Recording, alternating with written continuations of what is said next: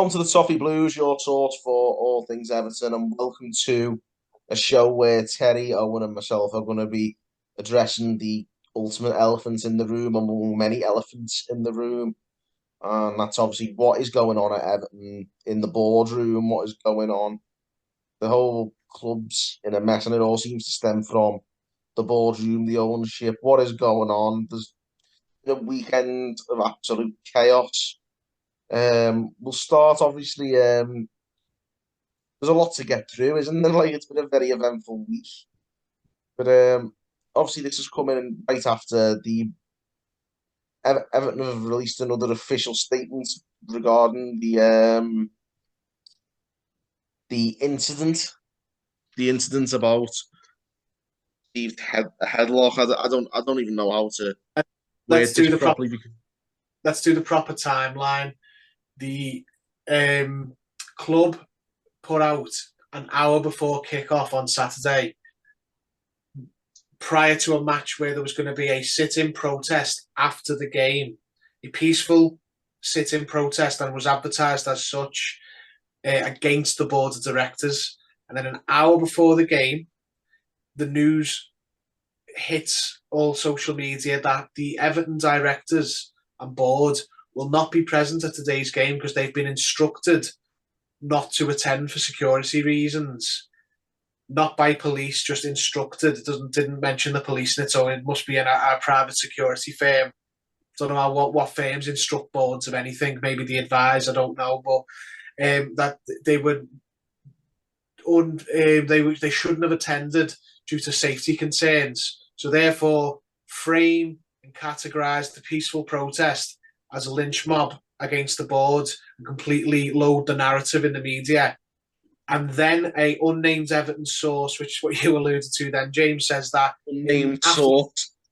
After the Brighton match, which was 10 or 11 days before that, the CEO of Everton, Denise Barrett-Baxendale, was allegedly put in a headlock by...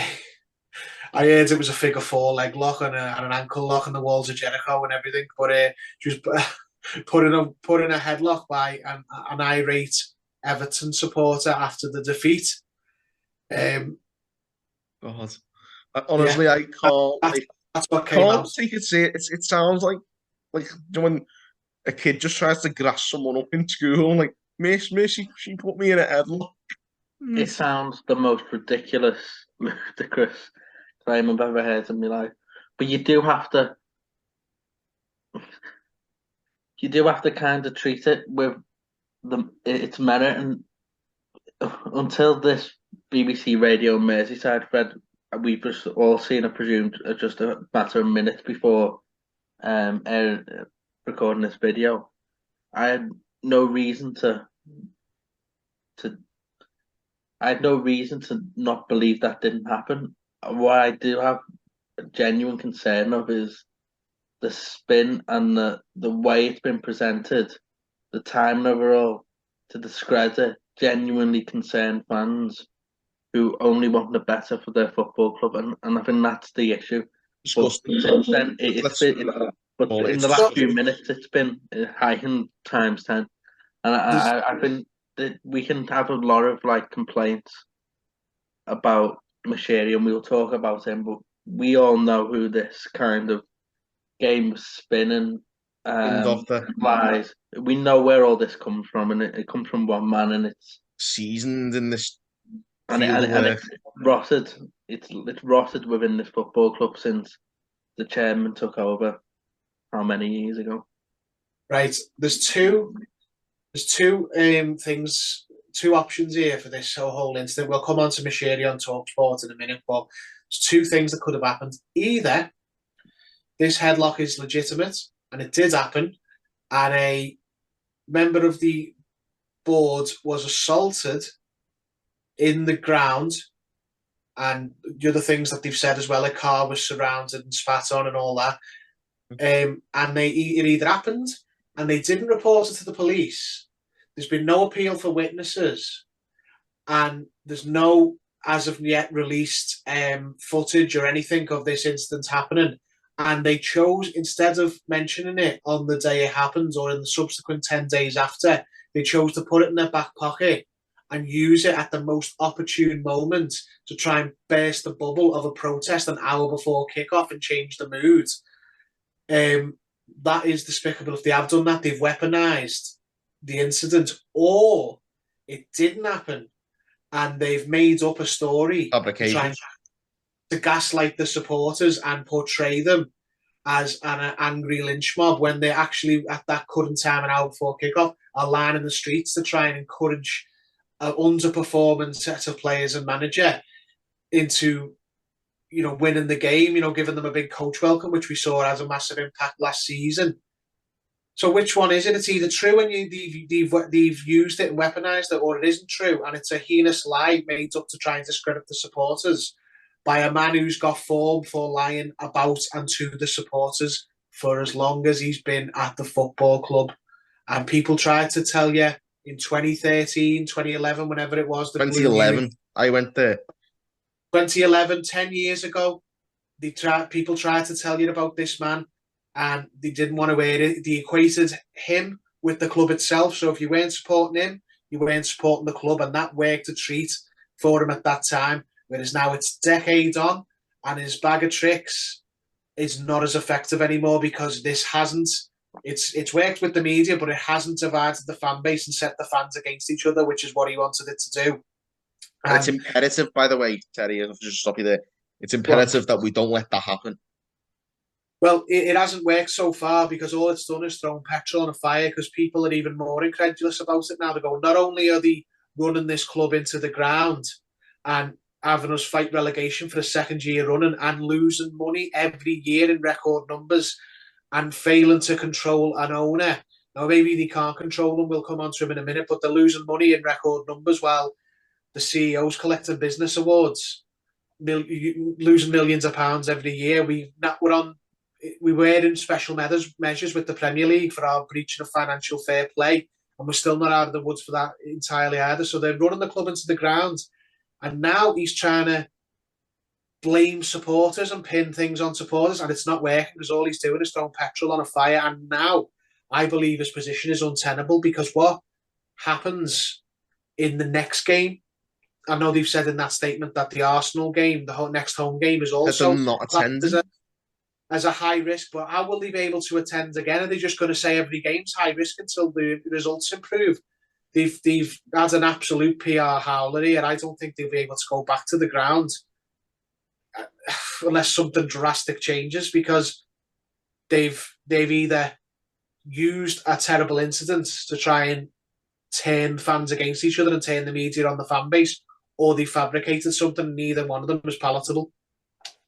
They are complete utter charlatans and liars, and I'm going to try and kind of make a loose sort of comparison, which some people might find distasteful, but I'm going to do anyway. I've got to credit the School of Science Twitter account for this because he basically, whoever run it, Joe Jennings. Yeah, they. Is it what I think you're going to say? They compared Bill Kenwright to Everton's Boris Johnson, and the facts are all there. Matter of lying, deceiving, dishonest, gaslighting. And at the end of the day, he is who, like Terry said, I went sort of in the reckoning of back then when the Blue Union protest, but people were told back then about what this man's like, what his true sort of intentions are, and people didn't believe him. Then we fast forward many years later to the walkout against Arsenal just over a year ago, and people were told to sit back in the seats and it's cop-out behaviour and there's plenty on the waiting list and all this. Even as recently as a year ago, that was the discourse. Now, because it's happened in the second year in a row, and he is brazenly and obviously blaming the fans at this point. He's actively setting war against his own supporters. He's not just he's not blaming the fans though, and he's smearing the fans. Yeah, and he's actively starting war with his own supporters now. that I think even his most ardent Northern Dog supporters within the fan base can not possibly defend him anymore, and his useless cronies who work with and under him on the board or otherwise, they've got nowhere else to go now, and we will move on to a very similar character who owns the football club. And by God, removing Bill Kenwright will not cure Everton, because while the owner remains in place, nothing will change for this football club. But in sort of a spiritual and a sort of point of honour and getting Everton back, and I know it's a kind of could be seen as an over the top statement, but to get Everton back, Bill Kenwright must be moved from his position as chairman, because he doesn't represent me, and I think I speak for everyone on this video, and possibly most absolutely. where he doesn't represent them, and he isn't what Everton is to them, and the quicker he's out of the role as chairman, the better. I think he couldn't be further from what Everton is to me. I think, the Everton that came before him is the real Everton, and this is a pale imitation. Yeah. I mean, we'll move on to the other issue now with as Owen alluded to, this loose cannon. It gets more and more ludicrous as we go on this, doesn't it? Not 6 months after he said he'll stop talking or communicating through his friendly journalist Jim White at TalkSport, he rings up TalkSport unbeknownst to the club. Now, whenever anything like that comes out, the club didn't know he was going to do this. That's Kenwright briefing friendly journalist. He did it when we appointed Benitez. Oh, not everyone on the board wanted Benitez. It was the owner's decision. So whenever you hear things like that, that's come from the board. So he's basically a rogue owner. His financial commitment is unquestioned, which is more than a lot of other people at the club have done in their tenure. But some of the things he said in that TalkSport interview were worrying. He said, "I've put my money where my mouth is." Good, correct, good. That's all I can do. Whoa, no. All you can do, what you could do, is put best people in place for best practice and have the business run properly, not running at a massive loss every year, not with a deteriorating squad that never replaces important players that it sells, not handing out huge contracts to players who don't deserve it, and not, appointing poor managers. There's lots of things he could do better. It's not that that's all he could do. And it's got to be said as well, although the stadium, amazing, it's probably amazing because he can't interfere on that one. But because he's had to get experts to do it. He can't say, well, I'm going to change the design midway through. Then he's going to turn up with a hard hat on to Bramley Moore tomorrow. Well, that's what he does. Have instructed me. That's the equivalent to what he does with the playing side. But it's he said, "Me putting money where my mouth is." It's like, yeah, but on the playing side, you've wasted money.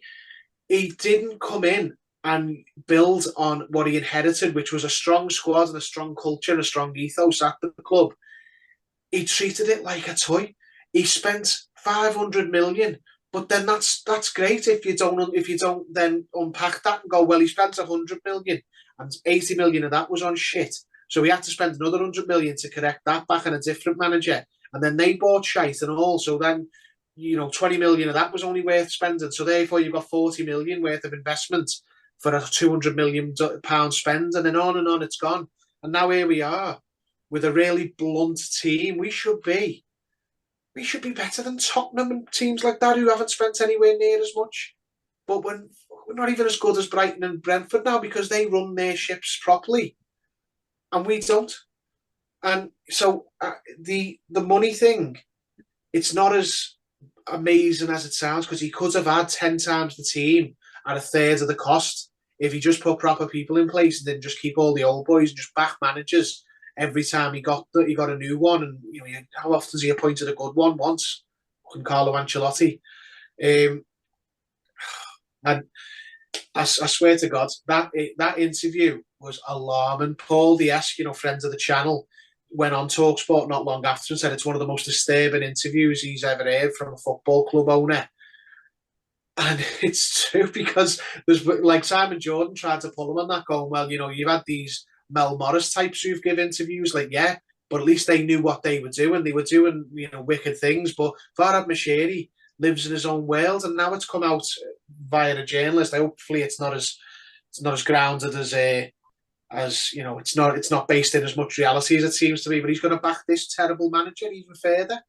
It's like we can't just keep throwing away games. This owner is a rogue owner, as I said before, and the boards are a problem, but he's another problem. It's just all a complete mess, and I think on Moshiri, I feel like a lot of people just kind of give him platitudes of he spent a lot of money and what else can he do? What more just wants he spent money? But I don't agree with absolutely everything he says on everything. But I think Simon Jordan has done a fantastic job of actually taking him to task on this and really analysing exactly what he has done. And yeah, I recommend people going to listen to that. But at the end of the day, there's a lot of layers to this problem. Manager, players, director of football, boardroom. But at the end of the day, until he leaves or he wakes up a different person one morning, then absolutely nothing will change. And I would recommend to any campaigner they also turn the focus on him as well, because the whole ball could go, but it would be a good thing for a short-term mood boost. But underneath that, very little is going to change while he owns the football club and literally doesn't have a clue and seems to live in literally a world of his own. And when he's given an interview to one of the most docile human beings I've ever met in Jim White, with music, another one bites the dust in the background. I don't think he realizes how trolling that is. I don't actually think I might be wrong, but I don't think he's doing that on purpose. I think that's purely I don't know what there is type. He's just like he's away with the fairies, isn't he? Yeah. The only way forward now for this board, I was thinking about this before, and I can't credit this idea to myself because I've robbed it basically from Ped on Toffee TV, is the only way this board survives going forward now, and it survives after a fashion, is if Farhad Moshiri comes out and says the club's for sale. I think that is the only way the temperature calms down enough with regards to the board, where they'll say, right, well, get on with it then. Doesn't mean the club will be sold in the next month. Doesn't even mean the club will be sold in the next 6 months. But if he goes out there and says, the club is now for sale, I'm looking for interested parties to buy, because I've come to the end of my road and my legacy will be the stadium and all that flowery nonsense. That is when I think the clubs, the guns of the supporters will disarm, because they'll know that there's wheels turning towards getting rid of this regime. Whereas if he tries to just plod along and say, well, progress is being made every year, etc., etc., I don't think this is going to go away. I think the boards are digging themselves a deeper hole. I think Moshiri's making it worse for them. And I don't think these problems are going to get better. They're going to get worse. But if he says that the club's going to be sold, Liverpool have done it. Liverpool have said, we're looking to sell the club. Doesn't mean they've been sold overnight. I think that's the only way you can calm things down on a macro big level. Obviously, changing the manager will help, but I don't think that by itself will stop people from airing their disapproval at this board and the way they've ran the football club. I think you need both. I think they need a better manager, so results on the pitch will always improve everything, but that won't be enough this time. I think they need to make a statement, and not a statement of absolute nonsense like they have done, or open letters.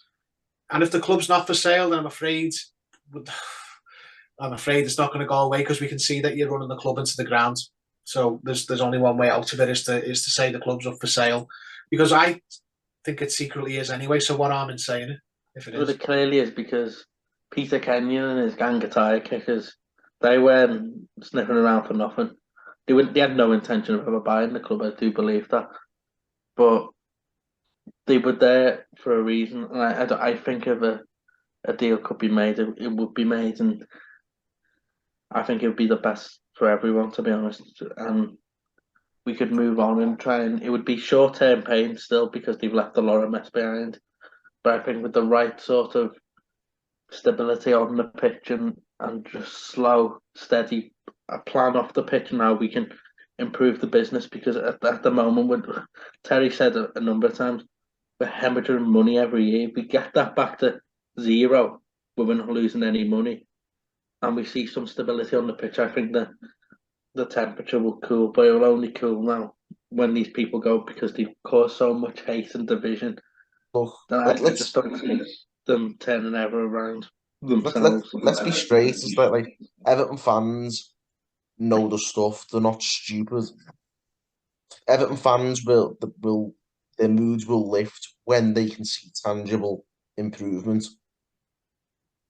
It's going to have to be pretty heavy systemic change, and fans' moods will lift. But that's what's needed. And Everton fans aren't stupid enough to just let this slide now. Like you say, what some of the behaviours of the board, and like as Terry said, there's two potential routes they've gone down over this whole security incident, and neither of them's pretty on their behalf. They've gone after the fans, which is that's just a no-fly zone anyway. It is untenable for them now. They've got to go, and we might still be stuck with Moshiri, but at least we'll have got rid of some of the real a problem that's been here a lot longer than he has. To be honest with you, in the people who sit on the And Everton right board. left to Moshiri, let's be honest. I mean, people, me myself have just said it doesn't change until Moshiri goes, because ultimately he has the power. Yeah, I mean, Let's think who led to Moshiri. Yeah. Who sold to Moshiri? Who brought Moshiri to the club? I wouldn't be surprised if the reason he sold to him is because it was on the provision that he'd keep him on. Like it's all That of a seems sudden. pretty clear now to me. Yeah, Because let's any be. businessman with a brain gets rid Yeah, of these people, because you wouldn't allow someone working at your company who yeah. to works at your detriment every year to continue. You just wouldn't. Yeah, anyone with a brain wouldn't do that. So it's very If the clear the deal that's been if he made. announces the clubs for sale, then that means they're all on a countdown clock. They're all going to go soon, and that's the only way I can see things changing. Now, just changing the board with Moshiri still running things is not enough. I don't think Moshiri, if he's waiting for the stadium to be built, that's what another 18 months with this board and him himself. I've got it to the point where the last season at Goodison, at least, could be in the Championship, and that would absolutely tarnish any stadium, because you ruining Ruin the legacy. the legacy of Goodison Park, where we the longest serving top flight team and what have you, in an unbroken record for going back decades, and he breaks it through ineptitude and mismanagement, and he knows what he needs to do. He needs to make changes throughout the football club, and if it only comes with a sale, then he needs to make it clear that the sale is the wheels are turning on it, and change the more junior management position, in my opinion, which is team manager, coach. Another thing as well, I feel like a lot of people have rightly invested a lot of energy into this change of the hierarchy, and I absolutely support them. And I did stay behind on Saturday to support that. But getting rid of them this season would do nothing to improve Everton's chances of surviving this season. The only thing now will change that is new players and a change of manager.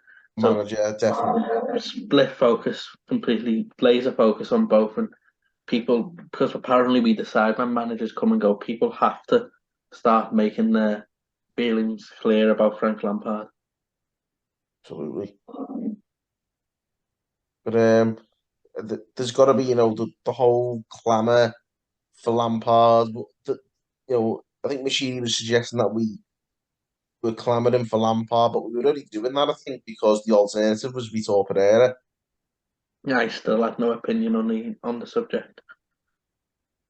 Yeah, No so one was for Lampard. We just preferred him to the other lunatic. So I don't understand where he's coming from with that.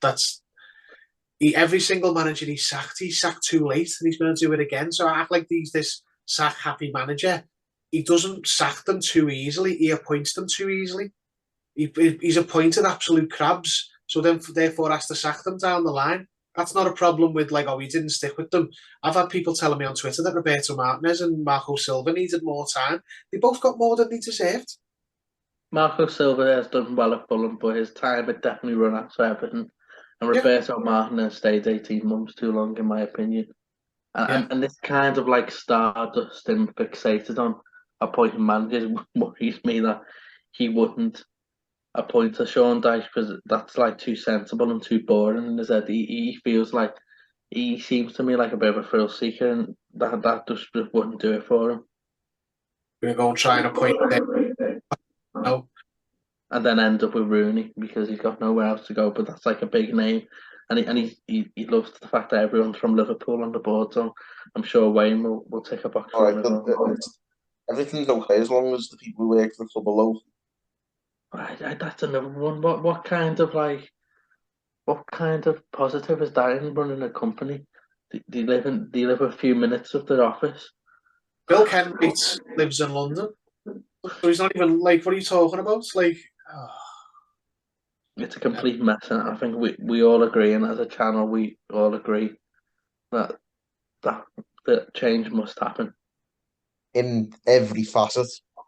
Yeah, definitely. That means owner, board, chairman, chief executive, manager, and bring new playing staff in as well. So we need 2 players in. not a lot of. Also, another one that I don't know if you saw this evening is an Everton officials basically blamed the fans, which I don't condone. People crowding around players' cars and stuff because it's not on. But a club officials basically saying our behaviour like that has made the club less attractive to potential signings, and that's why we're not getting any players in. Swear to God, they're just taking themselves a deeper hole. It's getting like those out of scenes, control. They are like they're on the ropes. I think those scenes were absolutely ridiculous. Like just a gang of idiots and kids who completely obliged the club. That's what the club wanted. Let's have it right, by the way. Like the heavy-handed stewarding and policing, and the loaded like statement before the game. They wanted sort of a flashpoint. They wanted a blue touch paper to sort of justify it, and these idiots went and obliged them. But let's have it right. 10 to 20 absolute morons, trying to get round cars and shouting at players, and you know what I mean. It's hardly stuff you see in Turkey where they burn the cars out and stuff like that. Let's not overblow it into something it wasn't. Yeah, and they wanted a few scumbags to jump on to something, didn't they? That's exactly what they wanted. And a few scumbags. That sounds kind of redeemed their day, I think. Yeah, well, a few scumbags obliged them, but it didn't cut enough ice with the rest of the fan base. That's what they were hoping for, but they were probably hoping for it to land a little bit more heavy with everyone else and put people off. It's landed with the media, though. To be honest. Terry, it's landed with the media, though, and I think that's once that goes out there. If you repeat something enough, the Daily Mail knows this. If you repeat 22 headlines on the spin, enough it will sink into people's consciousness. I don't think it'll work quick enough for them. I don't think it'll turn the fan base because everyone. It actually discredited the other thing more so because look how many videos came out of it, like all over the place, and there's not one bit of evidence of the other thing happening that's public. But the fact that they said that's a reason for them not to sign players. What you've needed attacking recruitment since the 1st of September because you were still going for them in the summer window. You've known since then and had 6 weeks in the World Cup break to try and get players lined up, and it's now 2 weeks into the January transfer window. But something that happened on Saturday night, the 14th of January, is stopping players from signing. So did they try and start signing players on Sunday morning and they told them, oh no, we're not coming, we've seen those videos all night. The violence from the 14-year-old outside Andy Gordon's car. So again, it's like the other thing. What is it? Either you only started trying to sign players on Sunday the 15th of January, or you're talking shite and trying to insinuate that that's the reason you aren't signing Saying what the players. Not fans to do with the against. fact that we've not got any money and we can't bring players in because the cash flow has stopped because Moshiri's putting money into the stadium rather than the team at this point. Nothing to do with the poor governance of the club by the board. No. It's those fans who were a bit aggressive talking to Yerry Mina and shouting at Ellis Sims and Anthony Gordon's car windscreens. That's stopping players from signing multi-million-pound contracts. It's not a cash flow thing at all. It's not a money problem and a governance and a running problem. It's an Evertonian problem. It's the fans again. If only these fans would get out of our way, we'd run a great club. The Boris Johnson comparison lives on. I'm telling you. It's If absolutely. Well, it's not our. It's never their fault. we're for the Ramonas. We're for the fans. It's the same thing, though. Yeah, everything that goes wrong is the Ramona's fault. It's the Evertonians' fault. It's not ours. Not ours who are getting our way and doing the actual stuff. It's the people who said don't do it. Yeah. Whoever runs their account was genius, I'm telling you. Evertonians were talking the club down. But yeah, but we'll leave it at that anyway because I think we've touched on all the shambles for what it's worth. But no doubt we'll be back here in a week's time with like another 7 or 8 new developments to touch on. And another week for Frank because he just needs that one last week just to make sure. And he's just to make sure that we end up bottom of the table. Yeah, it's incredible. Oh, so yeah, change everything. We're basically getting out of here is every single facet of the club needs to change.